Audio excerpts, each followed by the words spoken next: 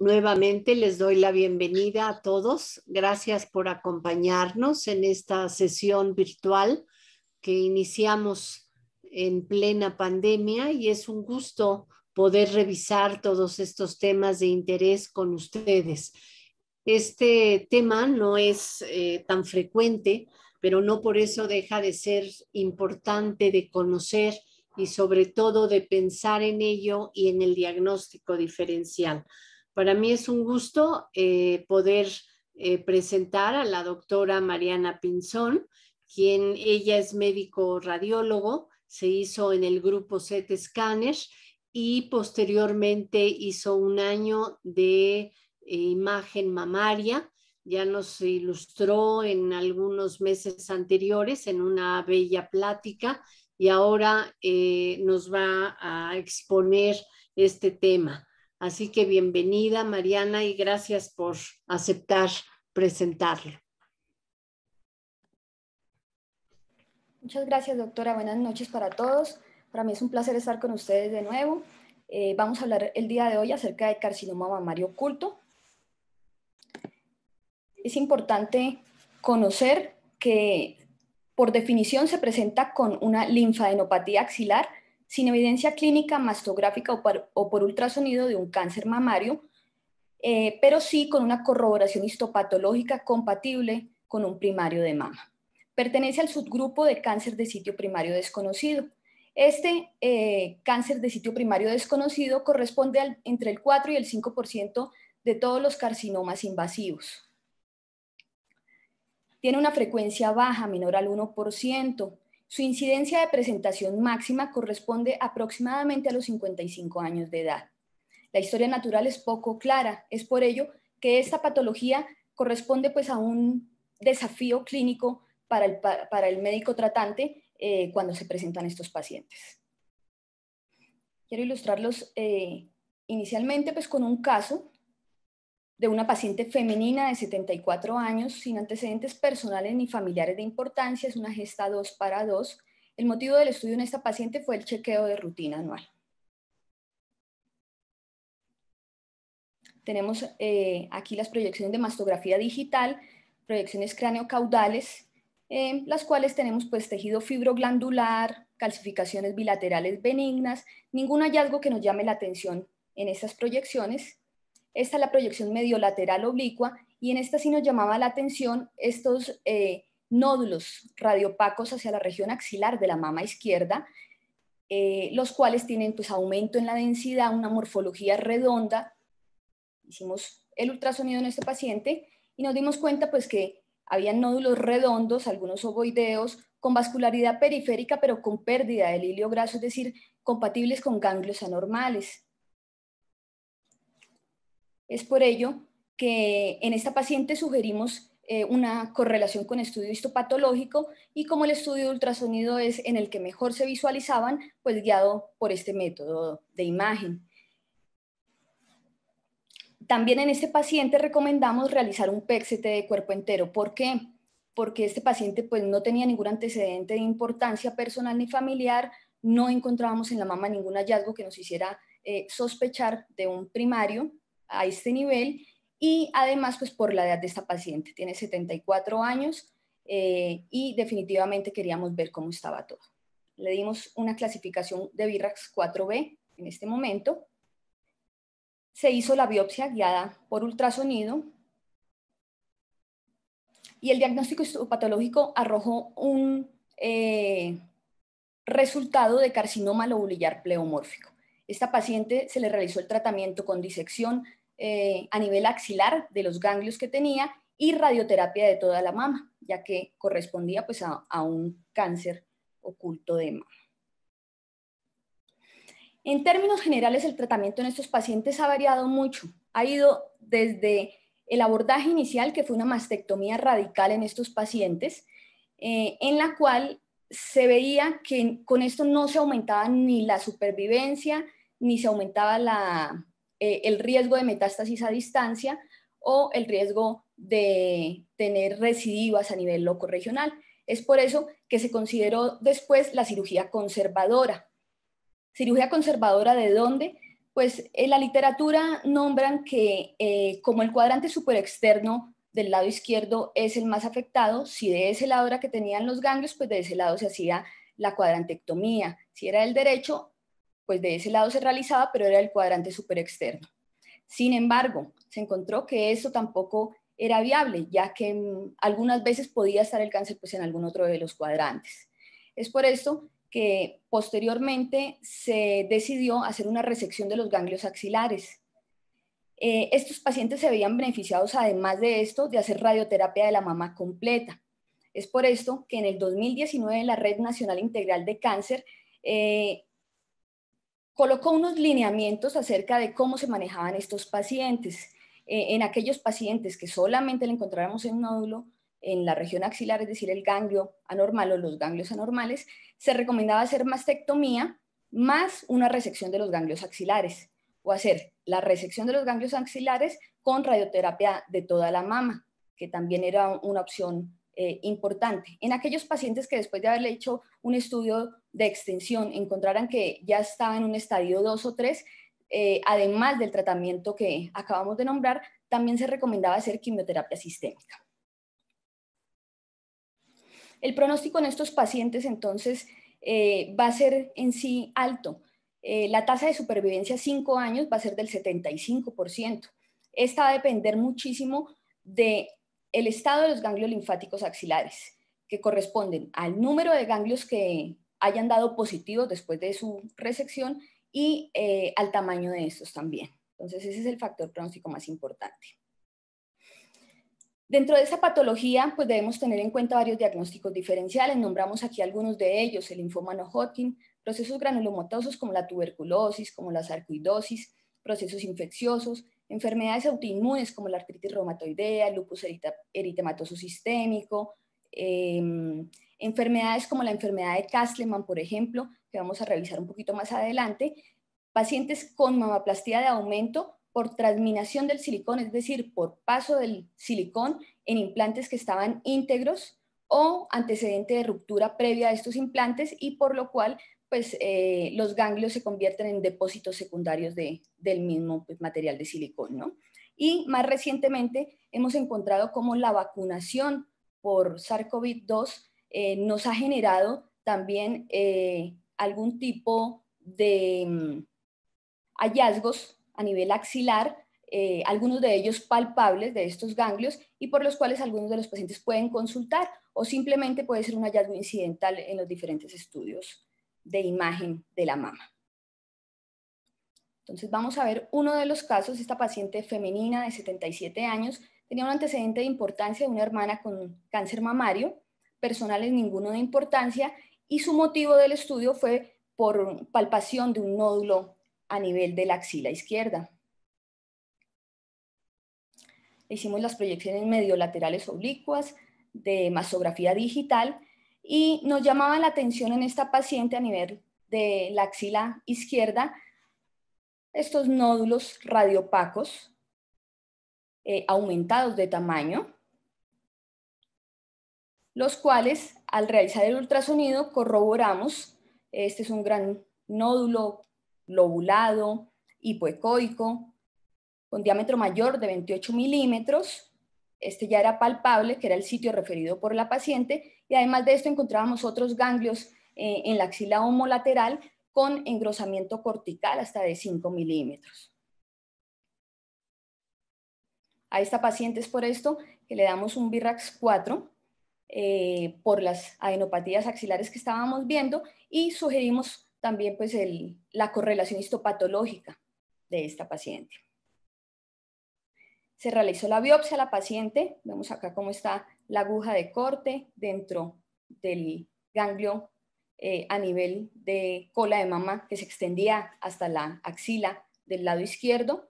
Colocamos un clip, este clip es de material de titanio y es con el fin pues definitivamente de servir de un reparo anatómico para identificar posteriormente de dónde se tomó la muestra, ¿no? Esto ayuda al cirujano a que determinamos pues de dónde se tomó la muestra o en dado caso en otras pacientes que sea un hallazgo benigno, que sepamos de qué sitio fue la biopsia y lo tengamos como reparo para controles posteriores. El diagnóstico en esta paciente fue metástasis de carcinoma de conductos moderadamente diferenciado. Es por ello que esta paciente asiste a un estudio de extensión, un PET-CT con glucosa marcada, en el cual pues vemos cómo a nivel de la mama izquierda, en el cuadrante súper externo, había una zona focal de hipermetabolismo que correspondía, si nos damos cuenta acá, a un nódulo a este nivel con realce periférico del medio de contraste, el cual pues tuvo una captación importante del radiofármaco, fue de 10.4. Y el ganglio axilar que estábamos viendo del lado izquierdo tenía también una captación muy importante de 17. Es por esto que muchas veces los estudios de extensión nos ayudan a delimitar de mejor manera pues aquellas lesiones malignas de la mama, sobre todo en tejidos como el que les mostraba, por ejemplo, este que es un tejido un poco complejo, es denso, pero pues a primera intención no se ve una lesión importante y pues al verla de nuevo no vemos definitivamente una lesión, pero pues estos estudios son importantes por eso, ¿no? Este es una proyección sagital de la misma mama izquierda, vemos el nódulo intramamario, vemos los ganglios a nivel pues, de la axila homolateral. A este paciente, aprovechando ya la dosis del radiofármaco que se había inyectado, se realizó un PEM, el cual pues, nos ayuda a ver de mejor manera el tejido mamario, ya que el medio donde se coloca para realizar la compresión, pues nos va a hacer que esté más cerca el tejido a evaluar, que en este caso pues es el tejido de la mama, más cerca definitivamente de donde se está centrando como tal, y nos da una mejor definición. En esta paciente, entonces, pues encontrábamos la zona hipercaptante, que es la zona focal de hipermetabolismo. Importante entonces conocer de qué se trata el LTB, que vamos a hablar en varios de los casos que vamos a revisar, que corresponde pues a un cociente que se halla del tejido mamario normal, es decir, y el tejido que está teniendo la hipercaptación del medio de contraste, del radiofármaco, perdón. En este caso, entonces correspondía a 8.17.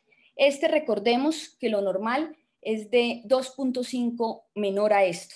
Mayor a esto es una zona hipermetabólica y por ende una zona altamente sospechosa, ¿no? La zona axilar, que veíamos también en el estudio del PET-CT, y la zona a nivel de la glándula mamaria, ¿no? Intramamaria. Posterior a esto, entonces le dimos a esta paciente pues definitivamente un PET y un PEN, es decir, un estudio de PET de mama positivo para nódulo mamario izquierdo hipermetabólico compatible con una neoplasia primaria asociada a múltiples adenopatías axilares y xilaterales, es decir, en relación a depósitos secundarios del primario que estábamos en este momento descubriendo. Este ejemplo es importante justo por eso. Hay pacientes que por su tipo de tejido pueden ocultar lesiones en la mama, pueden no ser visibles para el radiólogo, pero que los estudios de extensión nos ayudan a descifrar estas lesiones, ¿no? Nuestro tercer caso es una femenina de 33 años, sin ningún antecedente ni personal ni familiar de importancia, y consultó también por una masa palpable a nivel de la axila derecha.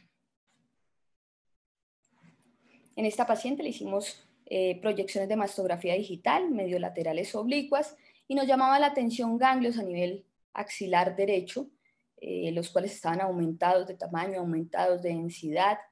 Es un tejido mamario difícil, es un tejido heterogéneamente denso. Recordemos que estos tipos de tejidos pueden ocultar pequeñas lesiones, ya que se pueden interponer entre el mismo tejido que vemos normalmente. Nos llamaba la atención en esta paciente, aparte de los ganglios a nivel de la axila derecha, un nódulo en el cuadrante inferior interno de la mama izquierda, que en el ultrasonido colocamos pues una marca metálica en la piel y tomamos este cono y pues lo podemos delimitar acá mejor. pero pues esto tampoco tenía mucho que ver a nuestro punto de vista pues con los ganglios del lado contralateral. Es por eso que a esta paciente se le realizó una resonancia magnética. Esta es una reconstrucción tridimensional, sagital izquierda, y vemos pues mejor delimitado el nódulo de la mama izquierda. Le realizamos posterior a la aplicación del gadolíneo esta curva de perfusión, la cual es completamente benigna, y determinamos que se trataba de un fibroadenoma en esta paciente. Del lado izquierdo estamos hablando. Del lado derecho, como recordamos, estaban los ganglios y, oh sorpresa, cuando en el estudio de resonancia encontramos este nódulo a nivel retroareolar de la mama derecha, que es un nódulo que en T1 es hipointenso, que con el medio de contraste con el gadolíneo tiene un realce muy importante. Y este caso es importante también para darnos cuenta cómo la resonancia nos va a ayudar a ver de mejor manera algunos de los cánceres de mama que no son visibles por los estudios tradicionales de mastografía y ultrasonido, aunque son los estudios iniciales y no se deben perder. Sí debemos tener en cuenta también que ante un hallazgo de ganglios a nivel axilar que no encontremos una justificación, estos métodos de estudio nos pueden ayudar. La resonancia entonces va a ayudar, como decíamos, hasta en un 86%. En esta paciente, en la resonancia, entonces lo dimos como un nódulo retroareolar derecho y ganglios axilares homolaterales que son altamente sospechosos de malignidad, ¿no? Y finalmente, pues sí se trataba de un carcinoma de mama. Esta paciente recibió, este es el estudio inicial de la resonancia, 6 meses después, la paciente, después de haber recibido una quimioterapia neoadyuvante, vemos pues cómo hay una respuesta importante al tratamiento. Queda un residuo del nódulo y los ganglios a nivel de la axila pues también muestran una mejoría importante. El cuarto caso que queremos presentar el día de hoy es una femenina de 52 años sin ningún antecedente personal de importancia en su pasado, sin embargo con un diagnóstico reciente de un linfoma no Hodgkin de tipo folicular. Este diagnóstico se había realizado tras una resección a nivel de la axila derecha de los ganglios, que podemos ver acá los cambios fibrocicatriciales que tenía esta paciente, y venía un estudio de extensión, realizamos proyecciones de mastografía mediolateral oblicua, esto es mastografía digital, nos llamaba la atención pues los ganglios a nivel axilar bilateral, sin embargo los del lado izquierdo un poco más grandes, los derechos, los más grandes ya los habían resecado, con los cuales habían hecho el diagnóstico, y en la mama del lado derecho nos llamaba la atención esta imagen ovoidea, nodular, radiopaca de baja densidad, que por su localización nos hacía pensar que pudiera ser un ganglio intramamario. Recordemos también que este tejido es un tejido heterogéneamente denso, casi llegando a extremadamente denso, y estos dos tipos de tejido, ya sea el heterogéneamente denso o el extremadamente denso, pues nos condiciona que se pueden ocultar también algún tipo de lesiones, ¿no? Es por eso que a esta paciente decidimos pues, hacerle tomosíntesis. Estas son las bondades de la tomosíntesis que nos permite delimitar de mejor manera ya sea algún tipo de lesión, como en este caso que pues, era un nódulo, que lo delimitamos muchísimo mejor, o en otros casos, en otros pacientes, nos permite delimitar distorsiones, nos permite ver asimetrías que nos llamen la atención, nódulos, y le hicimos pues, estudio de tomosíntesis de ambas mamas, ¿no? Acá vemos también cómo se van proyectando los diferentes cortes y vemos cómo se delimitaban mejor también los ganglios a nivel de la axila de ese lado.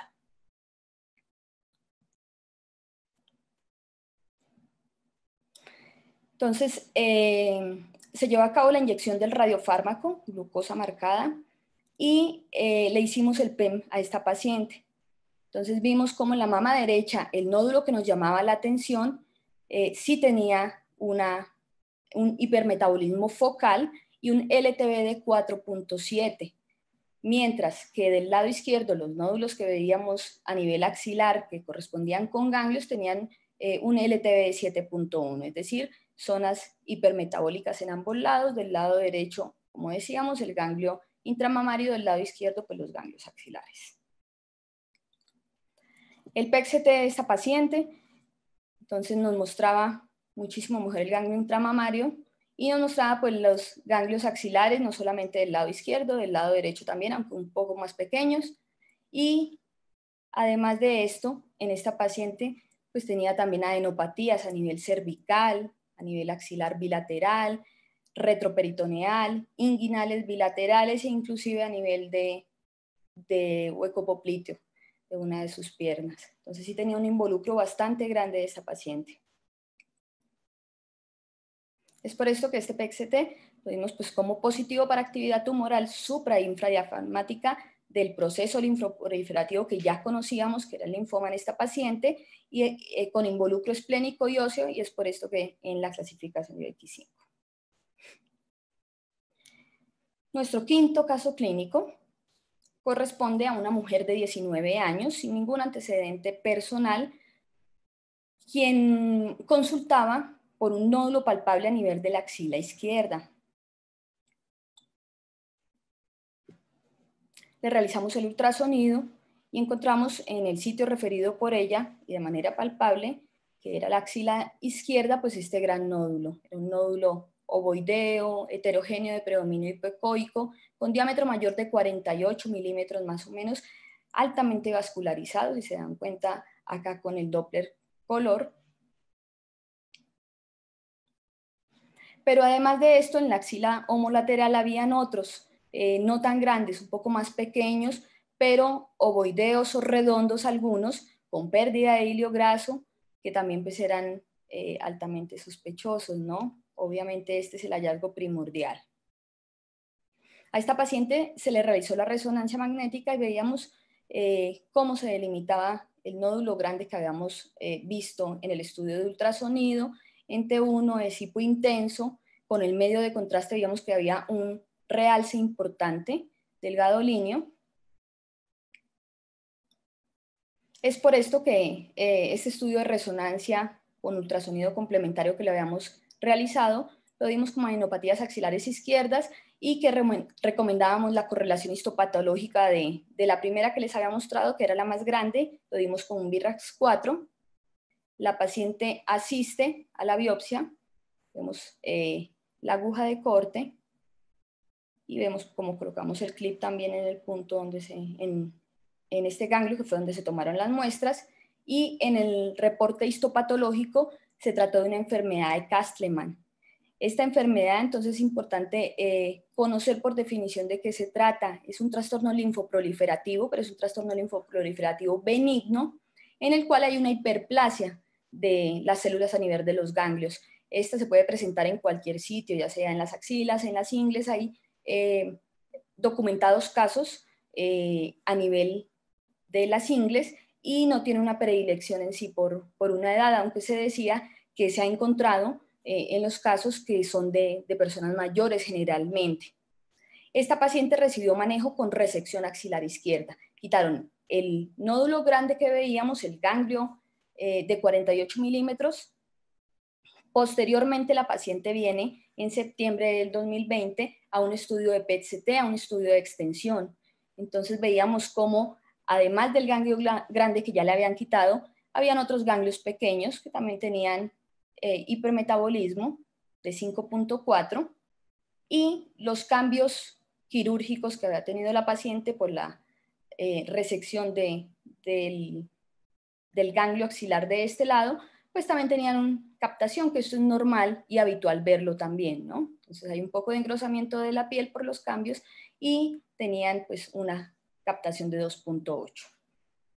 Entonces lo dimos como ganglios cervicales bilaterales, los cuales no vemos en las imágenes, pero que sí se documentaron en el PET-CT, y axilares del lado izquierdo, que es el sitio que nos correspondía por definición ver hoy según nuestro tema, con zonas de hipermetabolismo, y que según el contexto clínico, que definitivamente ya teníamos el diagnóstico histopatológico, pues se trataba de una enfermedad de Castleman multicéntrica. Esta puede ser unicéntrica o multicéntrica dependiendo de las zonas afectadas, ¿no?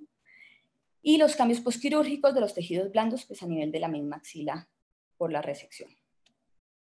El sexto caso clínico que vamos a ver el día de hoy se trata de una mujer de 61 años que tenía como antecedentes de importancia una hermana con cáncer de páncreas y como antecedente personal mamaplastía de aumento, y consultaba por un nódulo axilar derecho palpable.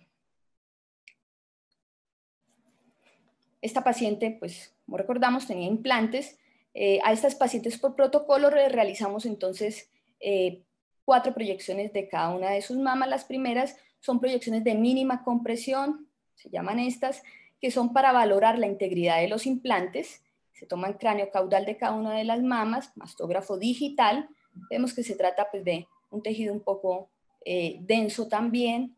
Nos llamaba de inicial vista la atención a esta pequeña zona que pudiera ser una zona de asimetría, que la veíamos acá también. Sin embargo, pues estos pacientes que han sido sometidos a mamaplastía, pues pueden ser hallazgos normales, pero en gran medida en las proyecciones mediolaterales oblicuas, en las cuales pues podemos ver de mejor manera las axilas, nos llamaba la atención este gran nódulo radiopaco a nivel de la axila derecha. Le tomamos, sin embargo, pues también sus proyecciones de Eklund, en las cuales lo que hacemos es desplazar los implantes y esta nos permite ver de mejor manera es el tejido mamario como tal. Son proyecciones craneocaudales, proyecciones mediolaterales oblicuas. Y dado el hallazgo del nódulo radiopaco visto en la mastografía, le hicimos ultrasonido a esta paciente y veíamos a nivel de la axila derecha ese gran nódulo. Es un nódulo de 38 milímetros más o menos de diámetro mayor. Es un nódulo ovoideo heterogéneo con áreas anecoicas en su interior, altamente vascularizado, visualizado pues acá en el estudio con Doppler color. Estas áreas anecoicas nos hacían pensar que pudieran haber áreas de necrosis, y es por ello que lo damos como un nódulo sugestivo pues, de ganglio en la axila derecha palpable con probables áreas de necrosis altamente vascularizado. Recomendamos el PET de cuerpo completo para una mejor valoración de este paciente, y recordemos que el PET de cuerpo completo nos ayuda a realizar una valoración a distancia en pacientes ante sospecha de un primario, y el PET de mama o PEN, el cual nos ayuda a hacer una valoración locorregional. Se realizó el PET-CT con glucosa marcada a este paciente y veíamos pues, el ganglio que habíamos demostrado en el estudio de mastografía y de ultrasonido, como tenía una captación importante de 9.4, ¿no? Radiofármaco. Ya lo vemos también en proyecciones axiales. Proyección coronal. Sagital.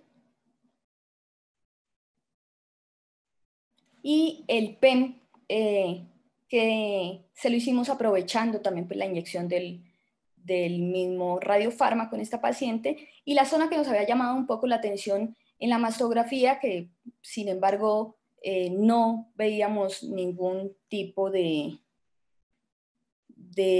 hallazgo sospechoso en ese momento, tenía a ese nivel 2 zonas hipermetabólicas focales. No eran tan altas, sin embargo está mayor a 2.5, que recordemos que era lo que decíamos que era de ahí hacia abajo es lo normal. Y dado que por ultrasonido no correspondían con ninguna imagen sospechosa y que en la mastografía tampoco en sí nos llamó tanto la atención, pero que sí estaban captando, consideramos que pudieran corresponder a fibroadenomas, que como sabemos pues son el tipo de masas en pacientes jóvenes pues, benignas más frecuentes que se pueden presentar, o en este caso también pudiera ser un papiloma periférico, es decir, no de conductos centrales como tal, sino ya de ramificados, ¿no? Esos son algunos de los diagnósticos diferenciales también que tomamos en cuenta. Vemos de nuevo las dos zonitas y la zona del ganglio axilar. Importante también en este paciente, si recordaban, esta paciente pues tenía implantes y vemos como la cápsula fibrosa en el estudio del PEM tiene un pequeño realce también, ¿no? Es decir, se permite delimitar la zona del implante y permite delimitar la zona de tejido mamario. Y a través del implante, pues se podían también delimitar las zonas focales de captación. A esta paciente entonces se le realizó una biopsia con aguja de corte y se determinó que se trataba de una metástasis de tumor neuroectodérmico periférico.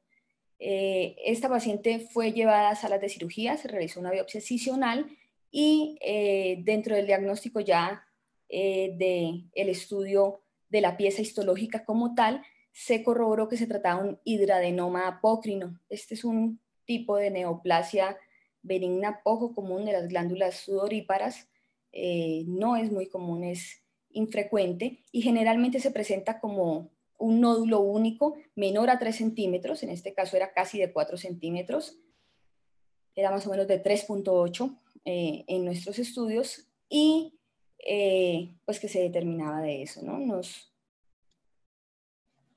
regalaron también imágenes de la pieza histológica y vemos pues cómo estaba encapsulada. Hicieron cortes y se trataba definitivamente de un nódulo muy sólido, ¿no? El séptimo caso es una mujer de 41 años. Como antecedente personal de importancia, había tenido inyección de grasa autóloga en las mamas hace 3 años y su motivo de estudio era chequeo. Realizamos el estudio de mastografía digital, proyecciones craneocaudales y veíamos, nos llamaba la atención estos nódulos radiolúcidos bilaterales, inclusive había unos más pequeños a nivel del cuadrante externo de la mama izquierda. En la mediolateral oblicua los podíamos ver también, algunos de ellos mira, asociados a calcificaciones y pues, con un tejido entre fibroglandular y heterogéneamente denso, pero lo que más nos llamó la atención en esta paciente, en las proyecciones mediolateral oblicua del lado izquierdo, fue esta imagen radiopaca a nivel axilar izquierda, asociada a calcificaciones, era radiopaca pero de baja densidad, con algunas calcificaciones como bilobulada, y que estaba como disecando pues el pectoral, ¿no? Hicimos el ultrasonido en esta paciente, corroboramos los nódulos que estábamos viendo en la mastografía, nódulos mixtos de predominio hipoecoico, anecoico, en este caso, otros de menor tamaño. Este era palpable, dado el tamaño, era de 47 milímetros de diámetro mayor. En la mama contralateral, algunos de estos como, por ejemplo, este que es heterogéneo, pero un poco más de predominio ecogénico, también de 39 milímetros, sin vascularidad, la aplicación del sistema Doppler. Y a nivel de la cola de la mama izquierda, con extensión hacia la axila, veíamos este nódulo ovoideo, lobulado, con diámetro mayor de 47, ecogénico, en este caso. Evaluamos también a nivel de la axila, tanto del lado derecho como del lado izquierdo, que era donde nos llamaba la atención, los ganglios para ver cómo estaban, y veíamos que estos ganglios pues estaban bien, ¿no? Tienen su centro ecogénico que corresponde al hilio graso, una cortical que en algunos es hasta imperceptible, es decir, no está engrosada, esta era la más gruesa, discretamente engrosada, recordemos que de 3.5 milímetros hacia arriba correspondería a un engrosamiento, este está muy sutil el engrosamiento, pero estaban dentro de los parámetros normales en términos generales. Esta paciente, dado el antecedente de la inyección de la grasa autóloga en sus mamas, pues vimos que correspondían estas áreas con áreas de necrosis grasa. Estos son signos pues, secundarios a la inyección y importante por eso tener en cuenta pues, los antecedentes referidos. El de la cola de la mama izquierda, que se proyectaba hacia la región axilar en la mastografía, también correspondía a áreas de necrosis, ¿no? Y por eso corroboramos que los ganglios estuvieran normales. Este caso pues no es de un ganglio como tal, pero en mastografía sí puede confundirse con un ganglio y con calcificaciones, entonces también a tener en cuenta estas pacientes que han tenido inyección no solamente de grasa autóloga, sino también inyección de ácido hialurónico, inyección de silicón directamente, o con otro tipo de modelantes que también pueden ocasionar pues este tipo de imágenes y pueden ocasionar también inflamación en los ganglios axilares, ¿no? El octavo caso, mujer de 65 años. Esta mujer había tenido antecedente de mastectomía bilateral con preservación de la piel y del complejo areola-pezón y además de esto reconstrucción por implantes. Asistía en esta oportunidad por un control. Realizamos la mastografía, proyecciones mediolaterales oblicuas de mínima compresión. Generalmente pues estos utilizados es para valorar la integridad de los implantes y como haya tenido preservación del complejo areola-pezón, vemos pues cómo puede haber un poco de tejido a este nivel, ¿no? En el lado izquierdo es un poco más evidente en esta paciente, pero finalmente lo que nos llamaba más la atención son los ganglios a nivel de la axila del lado izquierdo, que algunos de estos son redondos y con aumento de la densidad. Es por ello que le hicimos el ultrasonido a esta paciente y vemos como en el lado derecho corresponde pues a un ganglio completamente normal, vemos cortical delgada, el centro epogénico que corresponde al hilio graso, completamente normal, y del lado izquierdo nos llamó la atención que esta paciente había tenido antecedente de recambio ya de los implantes en una oportunidad y estos ganglios tenían depósitos de silicón, ¿no? Dado que el silicón había migrado a estos. Entonces, así se ven los ganglios, se ven ecogénicos, pero proyectan un reforzamiento acústico posterior. Vemos uno, vemos otro, vemos inclusive varios en la axila homolateral.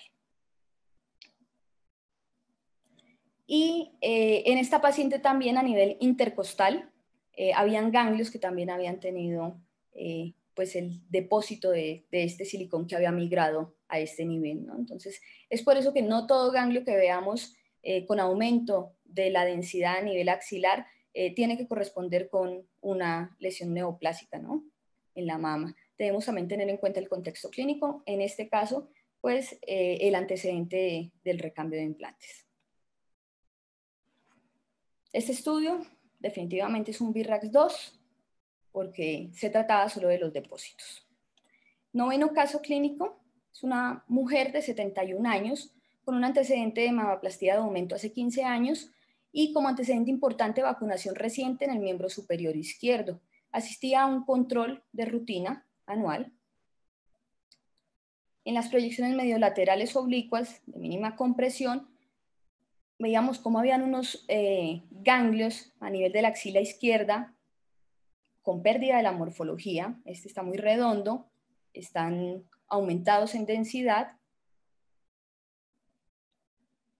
Y en el ultrasonido veíamos que tenían pues, pérdida de morfología, pero además de esto, pérdida del hilio graso, algunos con discreta vascularidad únicamente en el centro. Y determinamos que se trataba de ganglios, pues en ambas axilas sí se veían, pero los del lado izquierdo con pérdida de la morfología, ya que estaban redondos, sin evidencia de hilio graso, y que veíamos con engrosamiento cortical alguno de ellos también, ¿no? Se determinó en esta paciente que eran de tipo inflamatorio y le dimos un BIRAX 2. El caso número 10 es una mujer de 44 años cuyo único antecedente personal de importancia había sido vacunación reciente en el miembro superior izquierdo para SARS-CoV-2. Este fue un paciente muy, muy reciente. Y su motivo de estudio también había sido únicamente chequeo. Hicimos el estudio de mastografía. Es un tejido bastante difícil de valorar, un tejido muy denso, dado pues, la edad de la paciente. Es una paciente muy joven, proyecciones craneocaudales. Y en las proyecciones mediolaterales oblicuas vemos como hay un ganglio redondo también a nivel de la axila del lado izquierdo, aumentado también de densidad, que al ir a buscar en el estudio de ultrasonido de manera dirigida, vemos que lo más probable es que corresponde a este el redondo que veíamos, el ovoideo pudiera corresponder a este, que es el que está al lado, y tiene pues pérdida del hilio graso, pérdida de morfología y otros en la axila homolateral con engrosamiento cortical discreto. En esta paciente, dado el antecedente de la vacunación reciente y sin en la mama ningún hallazgo importante, determinamos que se trataban de adenomegalias probablemente de tipo inflamatorio por la vacunación. Le damos un Virrax-3, le hacemos un seguimiento a estas pacientes, pero pues importante hoy día y justo con esta pandemia y con todo el periodo de vacunación que ha venido dándose, tener en cuenta que también se pueden ver estos ganglios, ¿no? El caso número 11 es una mujer de 45 años, también había tenido vacunación reciente, miembro superior izquierdo.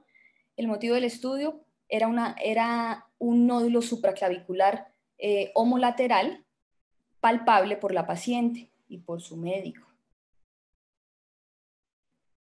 Le hicimos proyecciones mediolaterales oblicuas de mínima compresión y a nivel de la axila izquierda vemos pues ganglios también, algunos aumentados de tamaño, un poco aumentados de densidad también, algunos redondos. Sin embargo, pues veíamos como de ambos lados un poco más de predominio del lado izquierdo, y en el ultrasonido vimos pues cómo estaban estos ganglios. Vemos que sí hay un engrosamiento cortical, está de 3.9, sin embargo, pues el ganglio tiene preservación tanto de la morfología como del hilio graso, solamente con engrosamientos corticales. Pero a nivel supraclavicular del lado izquierdo, que era el sitio referido por la paciente y palpable, pues vemos que también hay otros nodulitos, otros gangliecitos.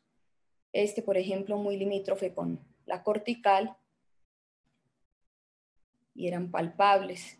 En esta paciente se determinó que era de tipo inflamatorio también estas adenomegalias, estaban a nivel axilar y supraclavicular, y este caso es muy importante para evidenciar también cómo la vacunación no solamente causa un proceso inflamatorio a nivel de los ganglios axilares, sino también puede ser a nivel supraclavicular.